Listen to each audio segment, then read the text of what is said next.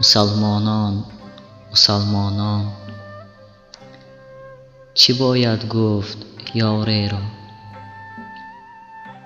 که صد فردوس می سازد جمالش نیم خاری را. مکانها به مکان گردد، زمانها جمله کان گردد، چو عشق او دهد تشریف یک لحظه دیاری را.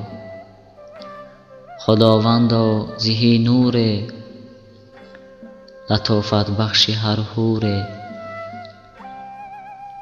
که آب زندگی سازد ز روی لطف ناری را. چو لطفش را بیفشارد هزاران نوبهار آرد، چو نقصان گر ز غیرت او زند بر هم بهاری را. جمالش آفتاب آمد جهان او را نقاب آمد، ولیکن نقش کی بینم بجز نقش و نگاری را. جمال گل گواه آمد که بخشش ها ز شاه آمد،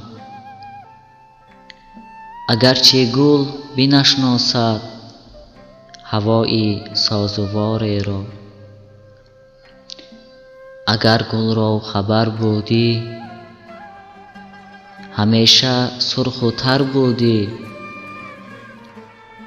ازیرا آفت ناید حیات هوشیاری را. به دست آور نگار تو کزین دست است قرار تو، چرا باید سپردن جان نگار جان سپاری را.